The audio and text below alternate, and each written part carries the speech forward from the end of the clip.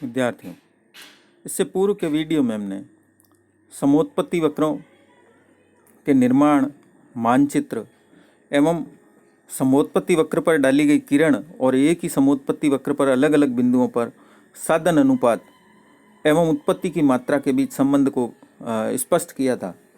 अब इस वीडियो में हम समोत्पत्ति वक्रों के लक्षण या उसकी विशेषताओं के बारे में अध्ययन करेंगे। आइसोकॉन्स या समोत्पत्ति वक्रों की विशेषताएं भी वही होती है जो तटस्थ वक्रों की होती है। एक फर्म के लिए सार्थक संयोगों के क्षेत्र में समोत्पत्ति वक्र नीचे दाहिनी तरफ झुकता है। ये मूल बिंदु के उन्नतोदर होते हैं और ये एक दूसरे को काटते नहीं हैं। ये तीनों ही विशेषताएं हम तटस्थ वक्र विश्लेषण के अंतर्गत पढ़ चुके हैं और वही विशेषताएं इस समोत्पत्ति वक्रों की भी होती है। लेकिन मैंने बताया था समोत्पत्ति वक्र और तटस्थ वक्र में अंतर ये होता है कि तटस्थ वक्र में एक उपभोक्ता को कितनी संतुष्टि प्राप्त होगी उसकी मात्रा को हम नहीं दर्शा सकते, जबकि समोत्पत्ति वक्रों में हम उस समोत्पत्ति वक्र के द्वारा कितना माल उत्पन्न किया जा सकता है उसको हम दर्शा सकते हैं। तो हम सबसे पहली विशेषता लेते हैं इसकी कि ये दाहिनी और नीचे की तरफ झुकते हुए होते हैं। तो एक फर्म के लिए समोत्पत्ति वक्र का जो कार्य क्षेत्र होता है उसमें ये वक्र नीचे की ओर दाहिनी तरफ ही झुकते हुए होते हैं, जिसका अर्थ ये है कि माल की समान मात्रा उत्पन्न करने के लिए यदि हम एक साधन की मात्रा कम करते हैं तो हमें दूसरे साधन की मात्रा को बढ़ाना पड़ेगा।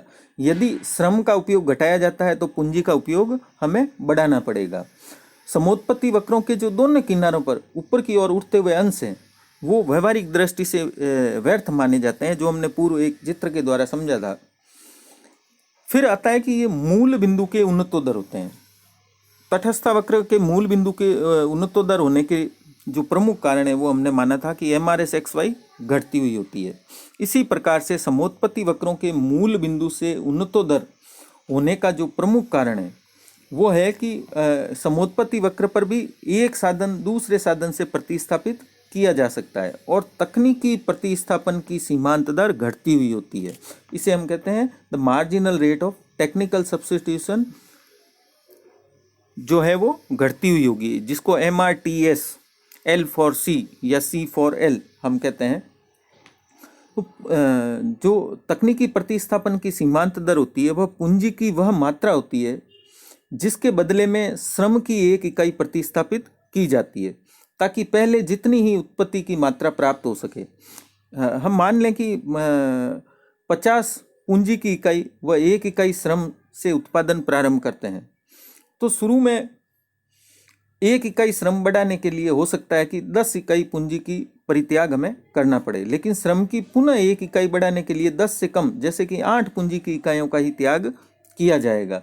इस प्रकार से पूंजी के लिए श्रम के तकनीकी प्रतिस्थापन की सीमांत दर घटती हुई होगी, जिससे समोत्पत्ति वक्र मूल बिंदु के उन्नतोदर हो जाएगा। जैसा कि हमने सारणी में भी देखा था इससे पहले के वीडियो में कि तकनीकी प्रतिस्थापन की सीमांत दर 6 से शुरू होती है और नीचे -1/4 या -0.25 पर पहुंच जाती है, तो ये घटती हुई होती है।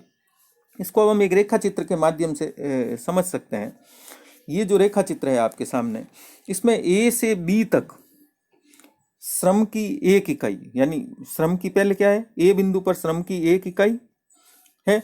अब A से B तक आते हैं तो श्रम की 2 इकाई लेते हैं, यानी 1 इकाई में वृद्धि करते हैं। तो 1 इकाई बढ़ाने के लिए डेल्टा L, ये जो डेल्टा L है, या EB, ये EB मात्रा बढ़ाने के लिए पूंजी की डेल्टा C मात्रा या AE मात्रा कम की जाती है। पुनः जब हम B से C बिंदु पर आते हैं तो श्रम की 1 इकाई यानी या F से C तक, इसमें कोई परिवर्तन नहीं है। 2 से हम 3 पर आ गए, तो जितना EB है उतना का उतना ही FC है। बढ़ाने के लिए पूंजी की BF यानी ये इतनी मात्रा BF मात्रा कम की जाती है। तो इससे हमें स्पष्ट रूप से प्रकट होता है कि जो BF की मात्रा है वो AE की मात्रा से कम है। अतः पूंजी के लिए श्रम की तकनीकी प्रतिस्थापन की सीमांत दर यानी MRTS L फॉर C जो है वो घटती हुई होती है। इसी प्रकार से अगर हम सी से डी बिंदु तक जाने से पुनः श्रम की एक इकाई यानी जी डी मात्रा बढ़ाने के लिए पूंजी की सी जी मात्रा त्यागी जाती है या छोड़ी जाती है या घटानी पड़ती है। तो पूंजी की जो सी जी मात्रा है वो बी एफ मात्रा से भी कम होती है। तो इस प्रकार रेखा चित्र में पूंजी के लिए श्रम की तकनीकी प्रतिस्थापन की सीमांत दर घटती हुई होती है। अब ए बिंदु से बी बिंदु तक जब हम आते हैं तो समोत्पत्ति वक्र का ढाल डेल्टा सी बटा डेल्टा एल, ये समोत्पत्ति वक्र का ढाल होता है, वो बराबर होगा एम पी एल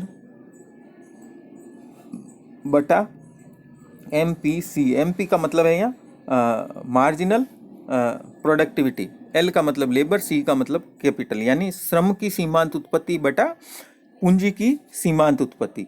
जो श्रम की सीमांत उत्पत्ति व पूंजी की सीमांत उत्पत्ति का अनुपात होता है। ए से बी तक जाने पर श्रम की डेल्टा एल मात्रा बढ़ती है। जब हम ए से बी बिंदु पर आते हैं तो डेल्टा एल मात्रा में वृद्धि होती है तथा पूंजी की मात्रा डेल्टा सी कम हो जाती है। अतः श्रम की मात्रा के बढ़ने से उत्पत्ति की जो वृद्धि होती है वह पूंजी की मात्रा के घटने से उत्पत्ति में होने वाली हानि से पूरी हो जाती है। तो श्रम की मात्रा में वृद्धि से होने वाली उत्पत्ति की वृद्धि यहाँ हो जाएगी delta L into M P L, यानी श्रम की मात्रा का परिवर्तन इंटू श्रम की सीमांत उत्पत्ति, तथा पूंजी की मात्रा में कमी से होने वाली उत्पत्ति की जो हानि है वो हो जाएगी delta C into M P C, यानी पूंजी की मात्रा का परिवर्तन इंटू पूंजी की सीमांत उत्पत्ति। समान उत्पत्ति की शर्त के अनुसार अगर हम समान उत्पत्ति की शर्त लगाएं तो ऐसी स्थिति में हमें इन दोनों को समान करना पड़ेगा। Delta L into M P L equal to हो जाएगा delta C into M P C. अगर हम डेल्टा एल को इधर ले आते हैं और एम पी सी को इधर ले आते हैं तो ये हो जाएगा एम पी एल बटा, जब हम इधर से गुणा में है तो इधर लाएंगे तो ये नीचे आ जाएगा और हो जाएगा M P C equal to delta C ऊपर है और नीचे आ जाएगा डेल्टा एल, और ये डेल्टा सी बटा डेल्टा एल ही होती है M R T S, L for C. तो साधनों के बीच जो तकनीकी प्रतिस्थापन की सीमांत दर है वो साधनों की सीमांत उत्पत्ति के अनुपात के बराबर होती है। सीमांत उत्पत्ति का अनुपात ये है तो इसके बराबर होती है। तो हमें ये ध्यान रखना होगा कि MRTS जो है C फॉर I अगर हम करते हैं, ये तो था I फॉर C, अगर उसका उल्टा करते हैं हम C फॉर I तो ये बदल जाएगा, MPC बटा MPL हो जाएगा और इस तरफ MPC डेल्टा C की बटा डेल्टा L आ जाएगा और नीचे डेल्टा L की जगह डेल्टा C आ जाएगा। इसमें पूंजी की मात्रा बढ़ेगी और हमें श्रम की मात्रा को घटाते हुए देखना पड़ेगा। तो इस प्रकार से जो है हमने ये देखा है, और ये जो चित्र है ना, रेखा चित्र जो आपके सामने दे रखा है, इस रेखा चित्र में हमने दो बिंदुओं के बीच तकनीकी प्रतिस्थापन की सीमांत दर को स्पष्ट किया है, लेकिन समोत्पत्ति वक्र के एक बिंदु पर भी तकनीकी प्रतिस्थापन की सीमांत दर होती है जो उस बिंदु पर वक्र के ढाल के बराबर होती है। इसके लिए हमें वक्र के एक बिंदु पर स्पर्श रेखा डालकर उसका ढाल ज्ञात किया जाएगा, जैसा कि हम तटस्थ वक्र में भी करते हैं। मान लें कि समोत्पत्ति वक्र 50 इकाई माल की मात्रा के लिए श्रम व पूंजी साधनों के विभिन्न संयोगों को दर्शाता है, तो उसके लिए भी हम एक रेखा चित्र का प्रयोग करेंगे कि ये 50 इकाई माल वाला समोत्पत्ति वक्र है। वक्र के ए बिंदु पर MN हमने स्पर्श रेखा डाली है, अतः इस पर तकनीकी प्रतिस्थापन की सीमांत दर ये जो डाली है इस पर हो जाएगी OM बटा ON ए बिंदु पर, यहाँ ये होगी MRTS। तकनीकी प्रतिस्थापन की सीमांत दर ए बिंदु पर हो जाएगी OM बटा ON जो कि ऋणात्मक होगी क्योंकि इसका ढाल ऋणात्मक है। इसी प्रकार से बी बिंदु पर तकनीकी प्रतिस्थापन की सीमांत दर क्या होगी? इसी प्रकार से बी बिंदु पर तकनीकी प्रतिस्थापन की सीमांत दर हो जाएगी OR बटा OS, ये R है ये S है। अर्थात ए बिंदु पर MRTS की मात्रा, अगर हम ये इसको पहले एक बार देखें कि जो OM बटा ON है ना, OM बटा ON की जो मात्रा है, ये मात्रा ज़्यादा होती है OR बटा OS से, क्योंकि यहाँ देखिए OM की दूरी ज़्यादा है और ON की दूरी ज़्यादा है। मान लें कि OM की दूरी 10 सेंटीमीटर है और ON की दूरी 2 सेंटीमीटर है, तो यहाँ क्या आएगा, OM बटा ON क्या आ जाएगा, 10 बटा 2 बराबर 5। फिर देखिए अब यहाँ OS की दूरी ज़्यादा है और OR की दूरी कम है। अब हम यहाँ पर मान लें कि OR की दूरी 4 है और OS की दूरी 10 है, तो 4 बटा 10 बराबर क्या हो जाएगा, 0.4।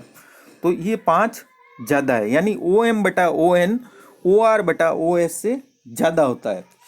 तो ए बिंदु पर MRTS I4C यानी MRTS L4C जो है की मात्रा बी बिंदु पर MRTS से अधिक होती है। तो दूसरे शब्दों में हम इस प्रकार से कह सकते हैं कि तकनीकी प्रतिस्थापन की सीमांत दर उत्तरोत्तर घटती जाती है। हम जब समोत्पत्ति वक्र पर ऊपर से नीचे की तरफ आते हैं तो उस स्थिति में ये घटती हुई रहेगी। जैसे ए से बी बिंदु पर आए तो घटेगी, बी बिंदु से नीचे और अगर हम किसी बिंदु पर जैसे इस बिंदु पर आएंगे तो ये और घटेगी।